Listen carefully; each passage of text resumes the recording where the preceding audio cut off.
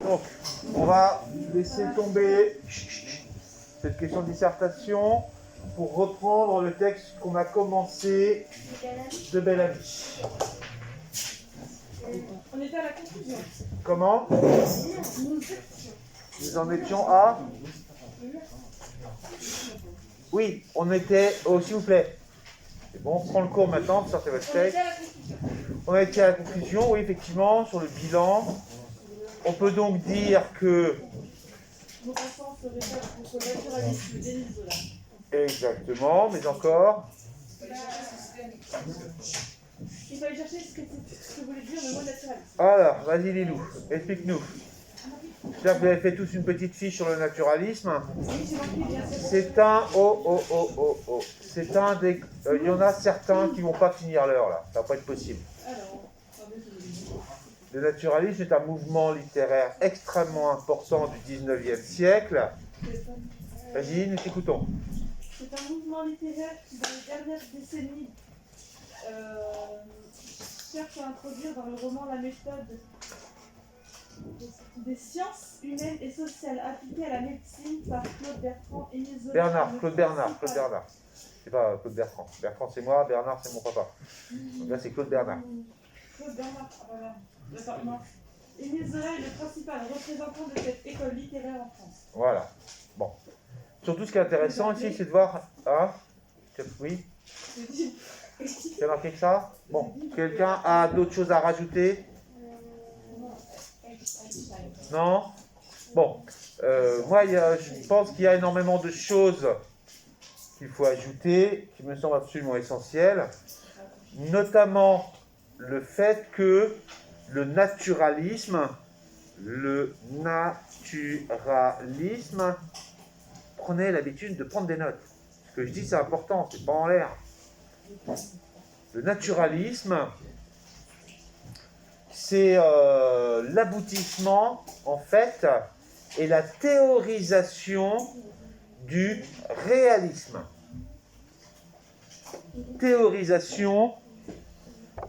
Théorisation du réalisme.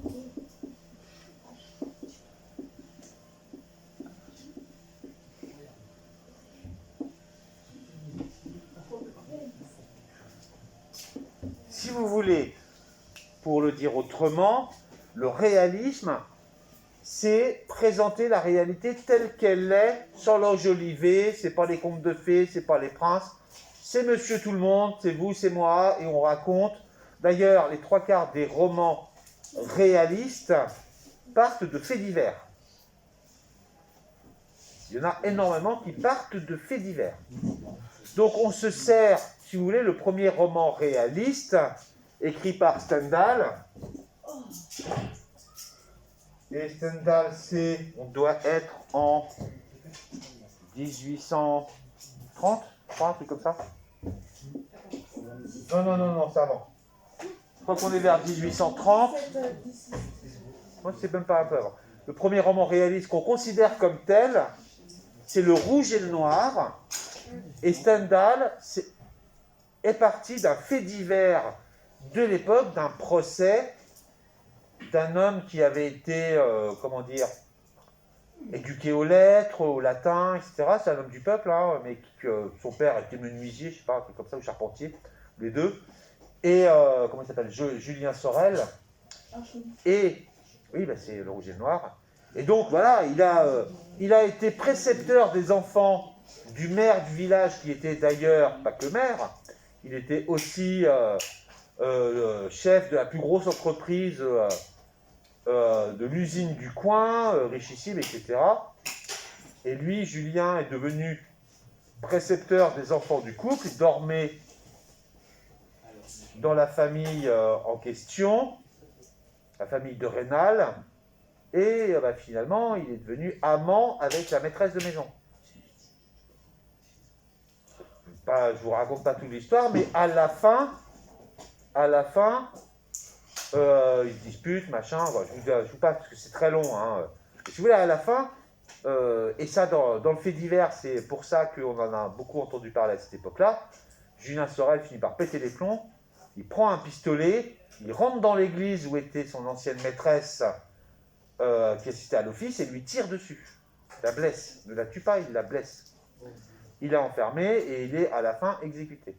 C'est vrai ce que vous dites ou c'est faux? L'histoire est vraie. C'est un fait divers. La tentative de meurtre, voilà. À l'époque, c'était la guillotine. Ça, c'est une histoire vraie. Ça, c'est l'histoire vraie. Donc Stendhal, dans son... Stendhal, il s'est servi de ce fait divers pour écrire son roman. C'est pour ça que le réalisme, on est au plus proche de la réalité. C'est pas la princesse enfermée dans son donjon, gardée par un dragon. Le prince arrive, tue la princesse, épouse le dragon, comme dans tous les contes merveilleux. Non, c'est pas comme ça? Non, c'est pas comme ça? Je sais pas. Oui, c'est pas. Dans le réalisme, du coup, on dit proche des événements réels, mais est-ce que c'est forcément exactement ce qui s'est passé? Il peut y avoir Non, quelques divergences. non, après ça reste une fiction. Mais tout est fait pour ressembler le plus possible à la réalité. Oh, les 3/4 des romans réalistes se placent dans des endroits réels.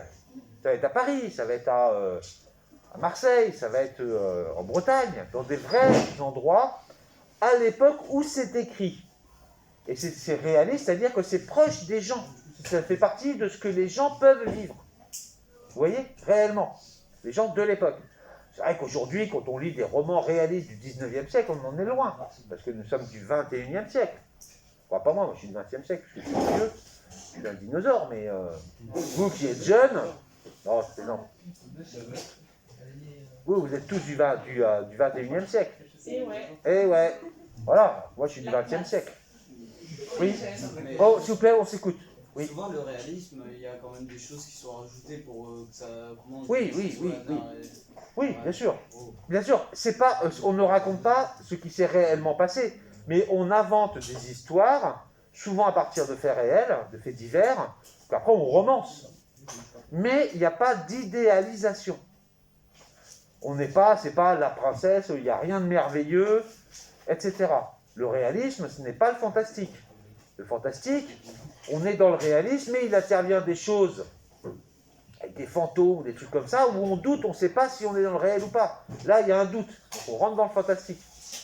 C'est pas ça non plus. Le réalisme, voilà, c'est des histoires d'adultère, de meurtre, d'alcoolisme, comme s'il se passe dans la vie réelle. C'est ça le réalisme. Le naturalisme, maintenant, ça va être la même chose, à part que ça va être théorisé. Si vous voulez, les auteurs réalistes, les premiers, ils ne se sont pas dit « Tiens, je vais écrire un roman réaliste ». Le mot même n'existait pas. C'est-à-dire que c'est la différence entre ce qu'est un courant littéraire et ce qu'est un mouvement littéraire. Notez bien la différence entre les deux. En fait, c'est simple. Un courant littéraire ou artistique, ça ne marche pas d'ailleurs que pour la littérature, c'est une forme artistique ou littéraire qui se développe un peu partout en même temps avec les mêmes critères. Un courant. Mais il n'y a pas quelqu'un qui dit il faut faire comme ci, il faut faire comme ça, il n'y a pas de règle, si vous voulez.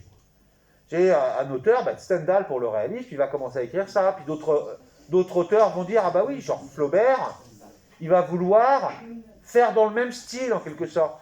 Et après, d'autres vont s'y mettre, Maupassant, Zola, voilà. Et ils vont tous écrire à peu près de la même façon. C'est un petit peu, si vous voulez, comme nos autres courants, si on prend le réalisme en peinture, ou alors l'impressionnisme en peinture.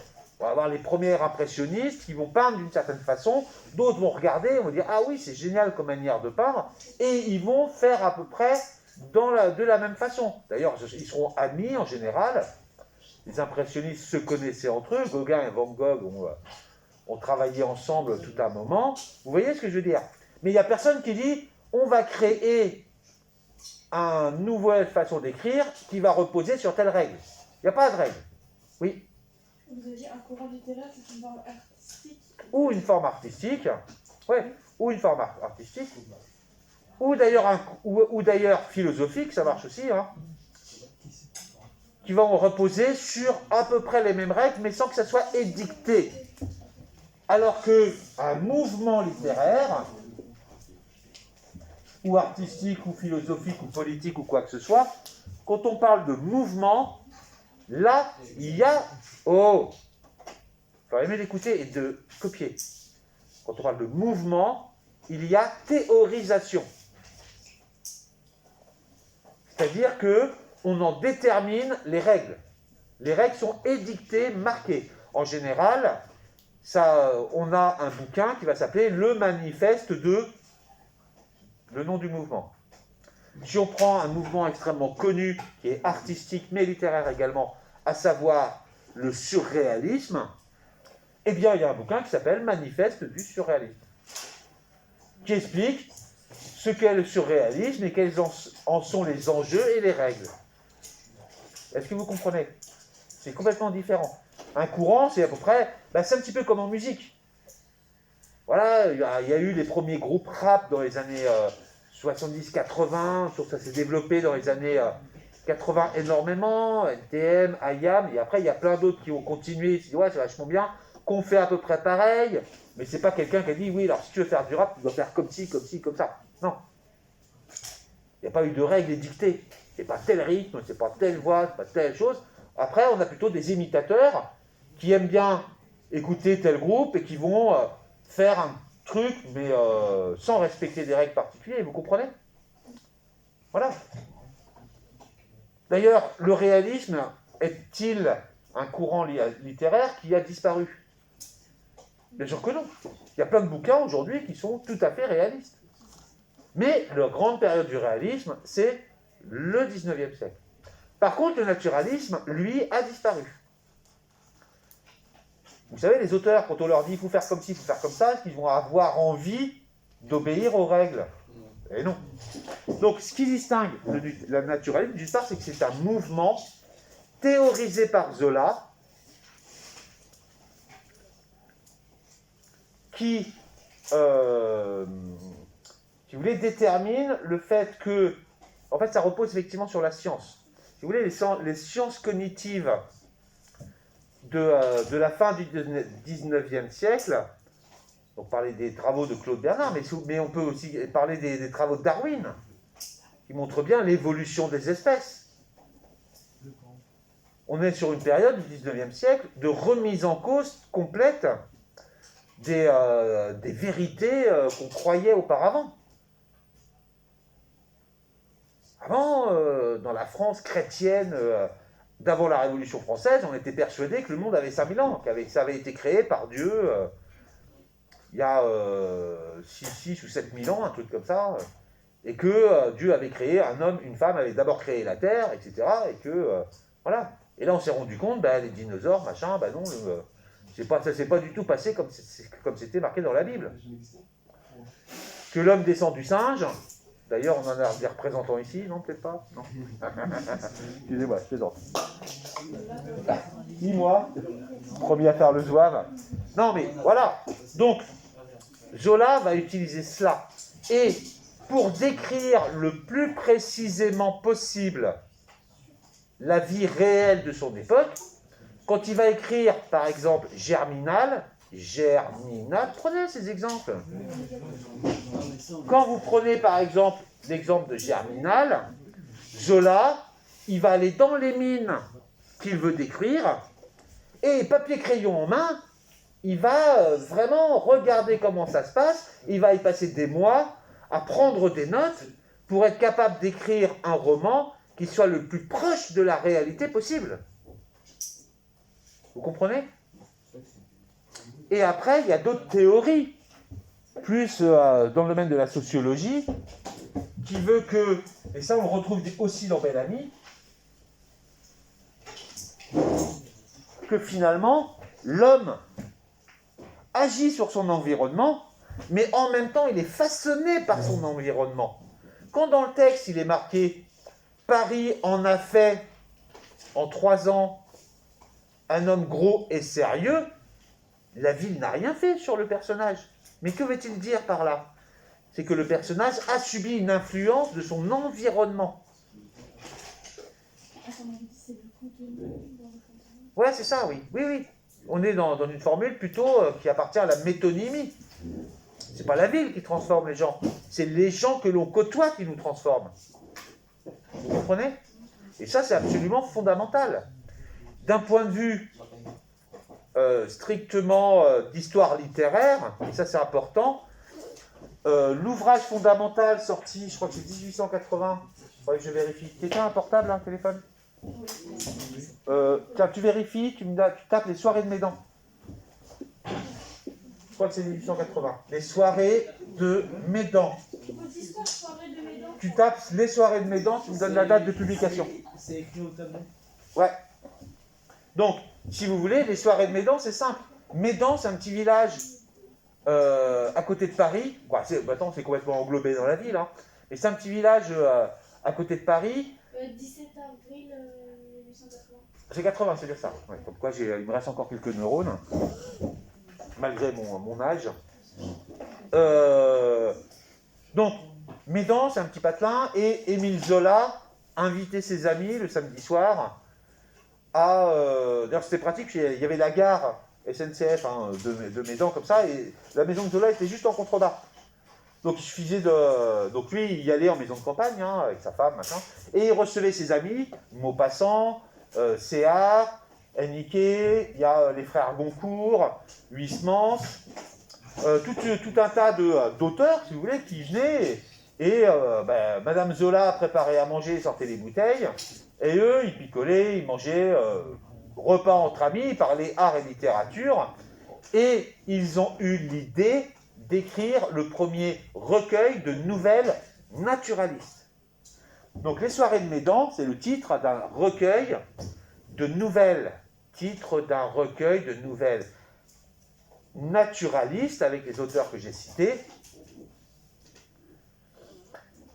Et Maupassant a écrit pour cela la nouvelle qui s'appelle Boule de Suif. Comment? Avec la prostituée, non? Ouais. Voilà. Maupassant, il a écrit celle-là.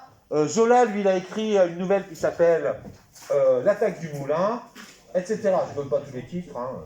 L'attaque du moulin. Et le thème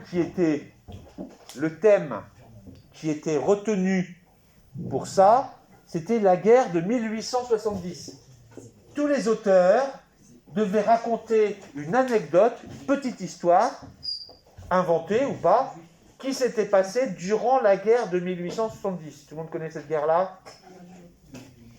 Entre qui et qui? Comment? Comment? Non, avec le Vietnam. Ça va pas, non? Mais non! Mais non, c'est 1789 la Révolution. Non, c'est la première guerre entre la France et la Prusse. Guerre entre la France et la Prusse. La Prusse, c'est pas là. L'Allemagne n'existait pas à cette époque-là. Bah, maintenant, aujourd'hui. Tu me laisses finir. C'était la Prusse, les Prussiens. L'armée française a été carrément laminée. Ça, c'est la vraie histoire. L'armée française a été laminée. L'empereur Napoléon III s'est fait encercler dans la ville de Sedan, qu'on appelait le désastre de Sedan. Il a été capturé, envoyé en exil, enfin, il s'est exilé, il a abdiqué, et les Prussiens, dans le château de Versailles, dans la galerie des glaces du palais de Versailles, ont déclaré la création de l'Empire allemand. Comment? C'est grâce à cette victoire que Bismarck et Guillaume II, l'empereur, l'allemand quoi, a pu unifier l'Allemagne.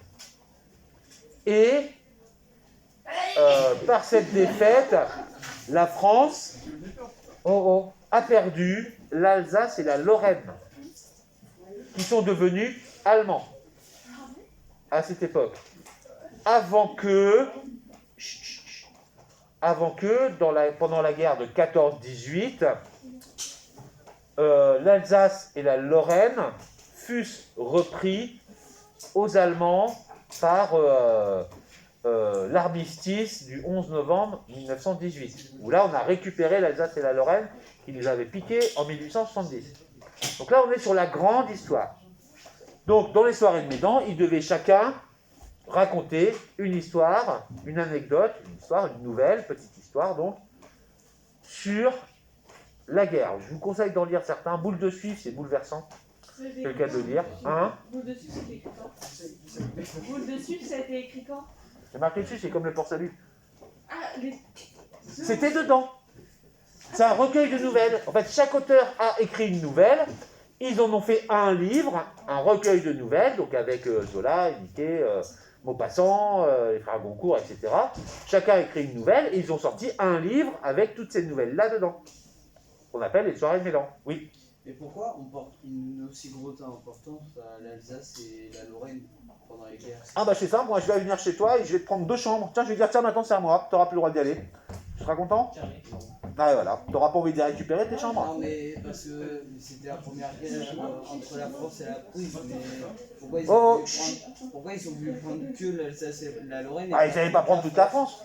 Ah, ils auraient pu. Non, dans les guerres à cette époque-là, jusqu'au 19e siècle, c'est des guerres de territoire, on se fait la guerre, et celui qui gagne ampute l'autre d'une partie de son territoire. C'est une armistice. Sinon, et on trouve un accord, sinon la guerre continue, il n'y a pas d'accord, la guerre continue. Mais pour les Allemands, toujours pareil, hein, quand on fait la guerre, c'est bien. Mais il faut les nourrir, les soldats, il faut les payer aussi. Hein. C'est pas gratos, hein. Donc est-ce qu'on peut faire la guerre indéfiniment contre un peuple qui va se révolter? Non. Non. Regardez les nazis lors de la Deuxième Guerre mondiale. Ils ont voulu occuper la moitié de la France, ils sont heurtés à la résistance. Est-ce que les gens ont se dit ouais super, on va devenir allemand? C'est comme ça en France? Non. Non, d'où la résistance, etc. Donc on voit bien qu'occuper un pays, c'est compliqué. Il faut l'occuper militairement. Si tu veux... La différence avec l'Alsace et la Lorraine, c'est que c'était des régions frontalières où les gens parlaient allemand. L'alsacien, c'est une langue germanique. C'est pas une langue romane. Donc c'était plus facile. D'ailleurs, la capitale de l'Alsace, comment elle s'appelle? Oui, la capitale, je sais pas moi, la capitale de la Mayenne, c'est Laval. La capitale de l'Alsace, c'est... Oui, si tu veux, ouais. C'est capitale de région, hein, donc... Ouais, c'est Strasbourg. Strasbourg, c'est un nom allemand. Strasbourg, c'est un nom allemand. Ça se dit Strasbourg? Oui, si tu l'écris à l'allemand, ça fait ça, hein. Strasbourg. Avec un S. Strasse, ça veut dire route, bourg, et bourg, ça veut dire village. Donc c'est une ville, route. Voilà, c'est de l'allemand. Hein. Comment? Non, mais je vous le dis. Oh, s'il vous plaît. Oh, s'il vous plaît. Donc, revenons aux naturalistes. Donc ici, on a effectivement un recueil de nouvelles qui marque le début réel du naturalisme, même si ça avait été finalement déjà défini par Zola dès le milieu des années 1870. Mais ce qui est important ici pour nous, c'est que la nouvelle Boule de Suif dans les soirées de Médan va connaître un très grand succès et sera par la suite édité à part que le recueil de nouvelles. Énorme succès qui va faire connaître, qui va donner à Maupassant une réelle notoriété. Avant, il était journaliste avant. Hein. Pourquoi il nous parle de journalisme dans son bouquin? Parce qu'il était journaliste. Il avait écrit des poèmes, des pièces de théâtre, des petits romans, mais qui n'avaient eu absolument aucun succès. Il est un petit peu, d'ailleurs, Maupassant est comme Bellamy. Au début, ça a été très mal écrire. C'était pas, mais à force de travail, il est devenu réellement journaliste et après, réellement écrivain. Bellamy, c'est pas une autobiographie de Maupassant, mais il y a beaucoup de la vie de Maupassant dedans. D'ailleurs, est-ce qu'on ne retrouve pas là une des caractéristiques du naturalisme? On décrit des choses que l'on connaît. Il s'est servi de sa propre histoire pour raconter quelque chose qui était au plus près de la réalité. Vous comprenez? Ça, c'est vraiment essentiel. C'est Maupassant qui se sert de sa propre histoire. Ouais, pour raconter celle de... faut bien voir que Maupassant, est-ce que c'était un homme à femme qui sautait sur tout ce qui bouge? Eh ben oui. Il était réputé pour ça. D'ailleurs, il est mort de la syphilis, qui est une maladie sexuellement transmissible, qu'il a dû attraper dans des bordels. Il a eu 2 enfants qu'il n'a pas voulu reconnaître, avec des femmes de passage en quelque sorte. Ah oui, juste Ah oui, mais ça c'est la réalité. Et la syphilis, je ne sais pas si je vous en avais déjà parlé, mais ça attaque le cerveau, ça rend fou. Ça c'est mon médecin de famille qui me l'avait expliqué.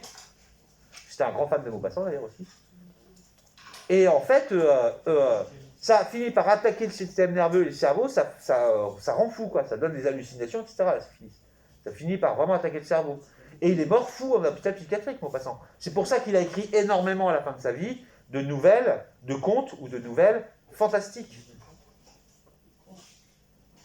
Parce que finalement, il racontait un peu c'est ce qu'il voyait, sa folie, quoi. Il a écrit plus de 300 nouvelles, hein, Maupassant. Ouais, il y a plus de 300 nouvelles qu'il a écrites. Ça fait quand même un sacré paquet, hein. Mais bon, il était en hôpital psychiatrique, il pouvait écrire, hein, il avait que ça à faire. Et je vous rappelle que, autre élément extrêmement important, regarde, si on fait la comparaison Bel-Ami, Maupassant, au début, Bel-Ami, il travaille où? Au chemin de fer, ouais, exactement. Donc petit boulot dans les bureaux au chemin de fer. Dans la vraie vie, Maupassant, quel est son premier travail? Il était petit fonctionnaire au ministère de la Marine. Pareil, petit travail du bureau dans l'administration. Et les deux quittent ça pour aller dans le journaliste.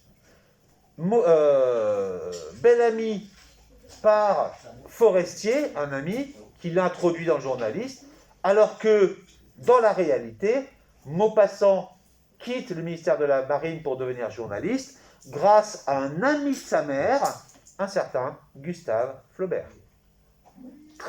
Homme littéraire, homme de lettres, très connu du 19e. Vous connaissez Flaubert? Oui. Au moins 2 noms, ouais. Oui, oui, c'est un ami de sa mère qui va effectivement l'amener au journalisme, va l'aider dans ses premiers écrits, et un petit peu comme Forestier ou Madeleine Forestier pour Bel-Ami. Pareil. Vous voyez? Donc on a une relation entre les deux. D'ailleurs, après les succès de ses premiers livres, qui lui ont rapporté énormément d'argent, il va s'acheter un bateau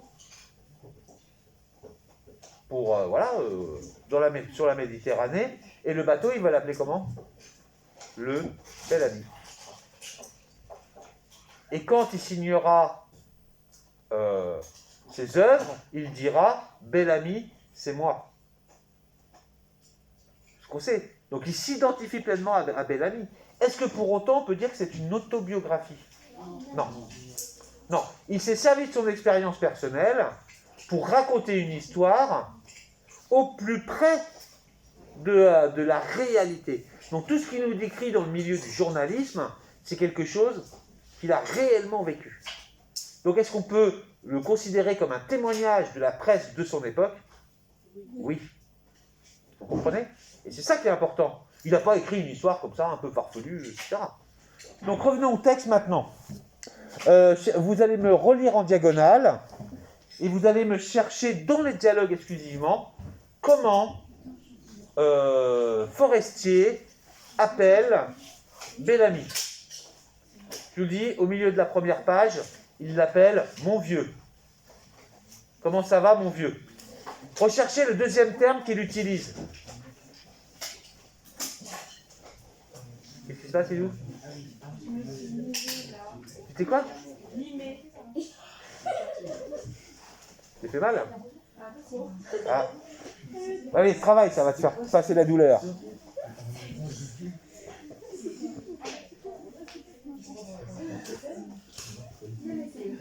Bon, tout va bien. Allez au boulot. J'en vois là, ils n'ont pas de texte, ils ne travaillent pas. Allez, hop. Ah bah oui, ce serait bien d'avoir le texte hein, pour chercher dedans. Plutôt que d'essayer. Allez, mettez-vous au travail. Oui.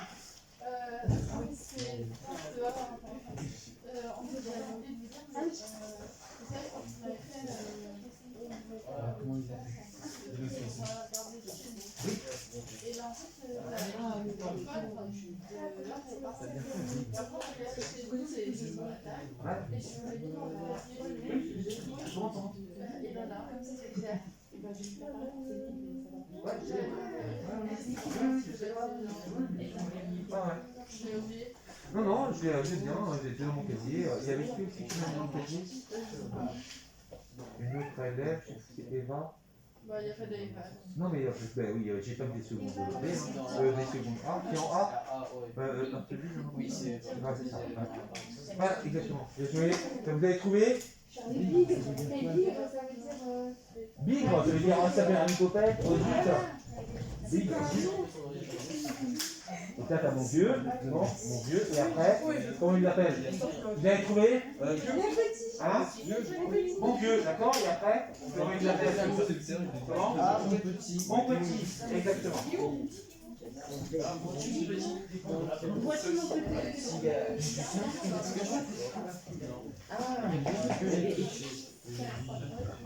Bon, pratiquement tout le monde a trouvé, effectivement, Esteban, il l'appelle d'abord mon vieux. Donc c'est-à-dire quand on appelle quelqu'un mon vieux, c'est quoi? Ouais, mon vieux pote, exactement. C'est entre copains, je sais pas, vous utilisez quoi vous comme mot? Ça va mon pote, vous dites, je sais pas comment vous dites. Je sais pas, il y a une expression. Hein? Oui, voilà. T'as dit quoi? Je connais pas ça, c'est intéressant. T'as dit quoi, Lily? Mon boug? Bah, je sais pas pourquoi pas. Je sais pas moi, il y a quoi d'autre comme expression? Vous dites quoi? Un surnom avec le prénom aussi. Comment? Mon quoi? On va éviter. Lilou, s'il te plaît, merci. Hein. Ou alors c'est comme dans le film, comment ça s'appelle? Les Anges Gardiens, ça va ma couille? Bon. Vous connaissez ce film avec Depardieu et Christian Clavier? Ouais, ils s'appellent tous ma couille. Comme ça, bon, ils veulent. Hein.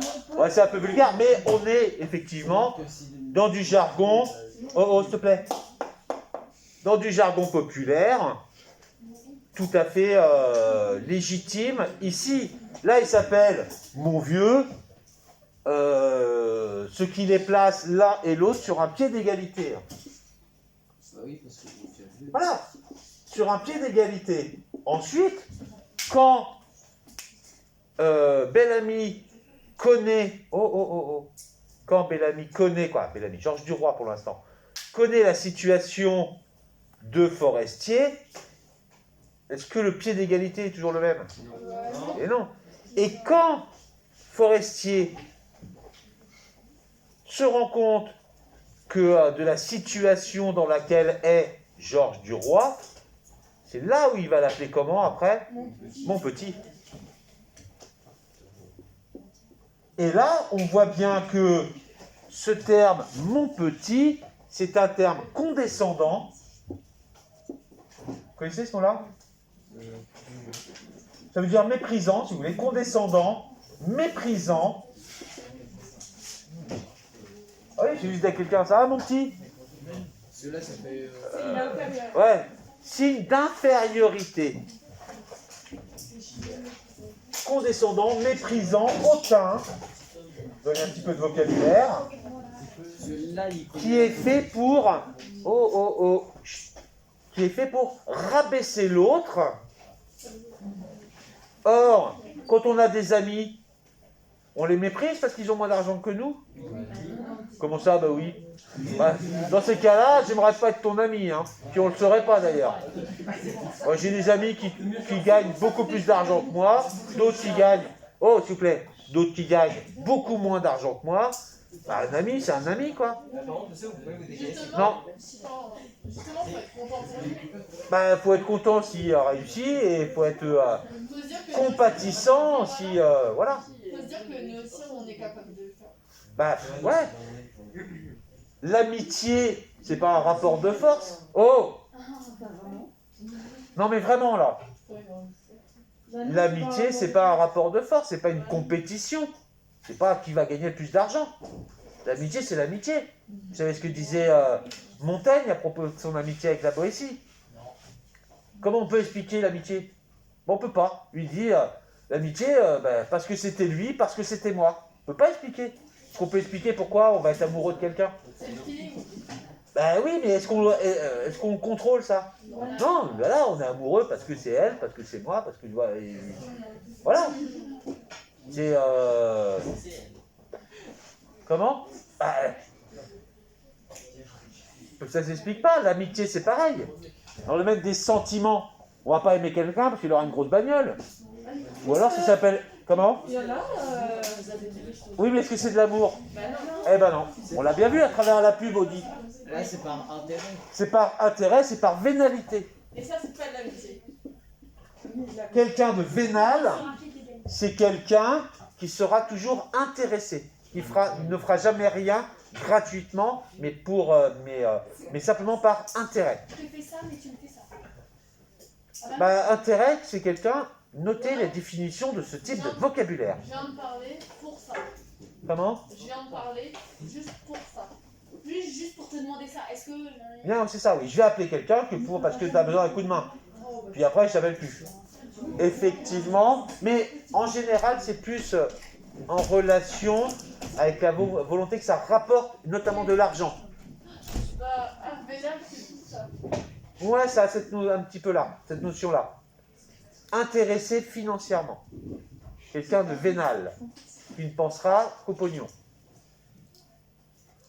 Je dis pas qu'il ne faut pas penser au pognon de temps en temps. Hein. Moi, je viens tous les matins ici, et je repars tous les soirs, c'est pas juste pour m'amuser. Mais c'est pas pour ça que...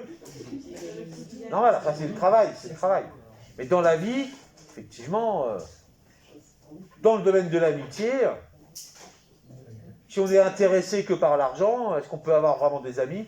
Non, on n'aura des amis que par intérêt. Maintenant, à partir de ces éléments-là, regardez dans la fin du texte, dans la deuxième page, tous les éléments qui montrent finalement cet aspect strictement intéressé, vénal finalement, des personnages dans cette histoire. Allez, au boulot. What time is it? Allez, au boulot. Cherchez. Deuxième page. 16h21, ça c'est à quelle heure? Allez, au boulot. Alors, t'as la première page, c'est la deuxième.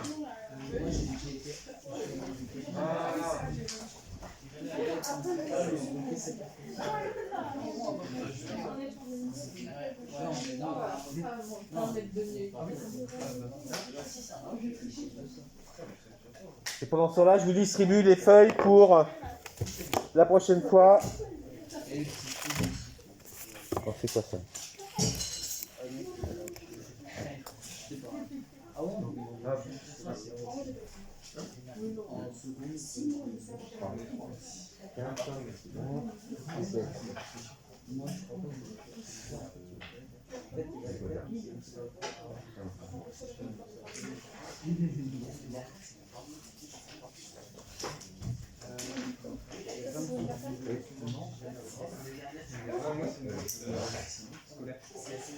Vous êtes en train de bosser sur le texte là ou quoi?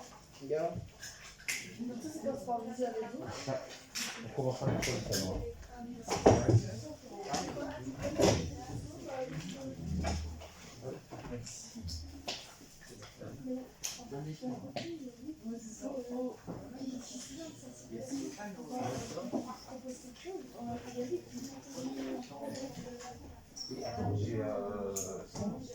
J'ai passé mon week-end à faire des vestiaires, j'ai pas fini les vestiaires.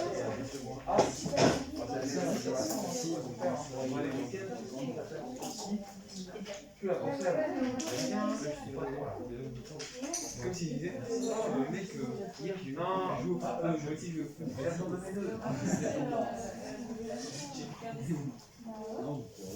Comme l'a dit mec, hier j'ai vu le monde marcher, moi aussi. Non,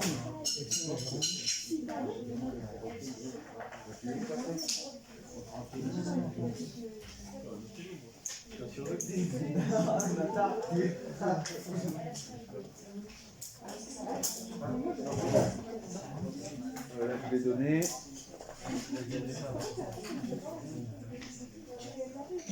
Stéphane, tu t'es enlevé ton 0. Pareil, tu n'avais pas rendu au début d'année. Tu avais évité que tu fasses les moyennes. Comment? Ah oui, ça tu vas pour qui?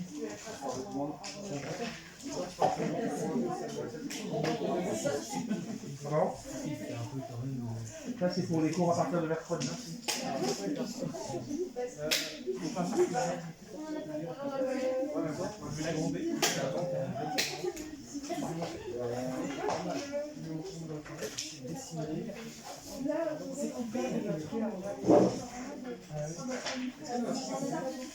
C'est bon, tout le monde a ça, vous rangez ça. Alors, vous avez trouvé quoi? Oui. J'ai trouvé Manège Pèlerin, mais je suis pas sûr. Manège Pèlerin. Comment? Alors, rangez-moi cette feuille, sinon je... Donc, c'est quoi cette histoire du manège pèlerin? Oui. Il veut quitter son travail actuel pour aller travailler au manège pèlerin. Mais pourquoi il ne faut pas qu'il aille travailler au manège pèlerin? Parce qu'une fois qu'il sera dedans, il sera rabaissé par les autres personnes. Et que, Pourquoi? Parce que c'est un peu un métier. C'est plutôt un métier qui est inférieur et qui donne un statut de personnage inférieur. Du coup, si ce métier-là, il ne pourra pas... Voilà. À partir du moment où vous êtes considéré comme inférieur, on ne pourra plus jamais, c'est ce qu'ils disent, hein, vous considérer comme quelqu'un d'important. Et donc, ça a une façon de se griller. Est-ce que c'est vrai dans la vie? Bah, bien sûr que non. Bien sûr que non. Et moi, j'ai taillé la vigne, c'est pas pour ça que je suis agriculteur. Hein. Et ça ne m'a pas empêché de faire des études. J'ai travaillé dans un magasin de kebab. C'est pas parce que j'ai servi des kebabs que je suis... Hein? Ah, c'était bon, ouais. J'aimais bien. Bah, j'aime bien les kebabs. C'est pas parce qu'un jour on a fait des kebabs qu'on n'est pas capable d'enseigner après. Donc, comment? Tu pues le graillon en fin de journée et la frite. Voilà. Ouais, j'ai bossé 6 mois. Au bout de 6 mois, manger des kebabs midi et soir. J'avais envie d'autre chose. Mais bon, bref. Non, mais ce que je veux dire, c'est que ce qui est dit ici, est-ce que c'est vrai? Non. Ça montre juste la superficialité de la société qu'il présente. Il montre une société superficielle. Il montre une société superficielle.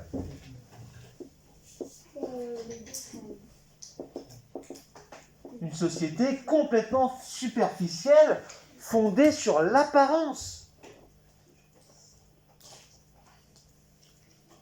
Il explique donc que dans les milieux bourgeois de l'époque, c'était comme ça.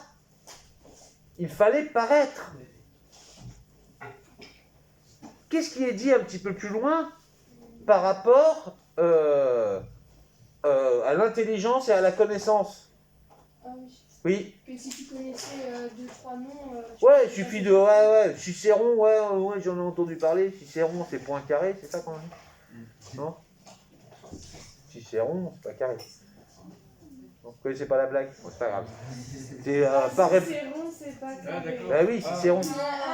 Ah, ok. Oui. Et Poincaré, c'était un homme politique du XXe siècle, un ancien... Bref.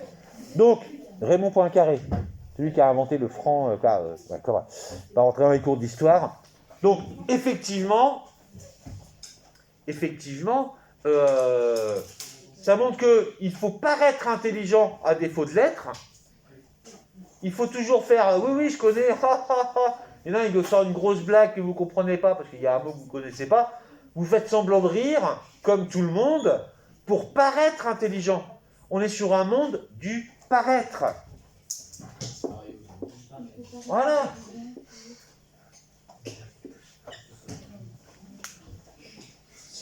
D'ailleurs, est-ce que c'est Forestier qui, effectivement, travaille à la Vie française, fait le Sénat au, je sais plus quoi, au Salut, etc. Non. Il n'écrit rien du tout, il est incapable de rien écrire. C'est sa femme qui fait tout. Vous voyez bien dans l'histoire. Lui, il est incapable de rien écrire, Forestier. Il n'a jamais rien écrit, d'ailleurs. C'est Madeleine qui fait tout. Donc on voit, effectivement, une présentation d'une société pourrie, on pourrait dire, non? Vous n'êtes pas d'accord? Où on est entièrement dans le paraître, dans la superficialité, et certainement pas ni dans l'intelligence, ni dans la culture, ni dans le respect. Est-ce qu'il y a du respect dans tout ça? Y a-t-il du respect dans tout ça? Ben non, bien sûr, aucun respect. Pourquoi on ne respecterait? C'est comme si moi je ne respectais pas les agents d'entretien du lycée. Je les considérais comme inférieurs. Sont-elles inférieures? Non. Ben, en quoi elles seraient inférieures? Absolument pas. Justement, c'est bien qu'il soit là. Bah, il en faut, hein. Il faut des professeurs, il faut des élèves, il faut des boulangers. Est-ce qu'il y a des métiers plus intelligents que d'autres? Non, bien sûr que non. On aurait l'air malin s'il n'y avait plus de boulangerie. On critique souvent les caissiers, mais s'ils faisaient pas le Bah, oui, on va pas critiquer les électriciens ni les garagistes. Tout ça, ce sont des métiers nobles. On va pas dire, oui, mais moi je suis enseignant, je suis supérieur. Bah non. Oh, Vous êtes supérieur intelligemment parce que vous êtes... non, mais même pas. Vous êtes... Mais moi je suis incapable de réparer une voiture. Bah oui. Bah oui, mais bon, je suis capable de faire un texte sans faute, mais je suis pas capable de réparer une bagnole. Vous êtes intelligent. Donc c'est qui? Il n'y a pas qu'une seule forme d'intelligence. La mécanique, c'est une intelligence. L'électricité, c'est une forme d'intelligence. Être capable de faire des choses. Je ne suis pas capable de tout faire, je ne suis pas Superman. Donc c'est pas parce que moi je suis capable d'étudier un texte que je serai plus intelligent que quelqu'un qui serait capable de réparer une voiture. C'est surtout ça qu'il faut voir. Allez, sur ce...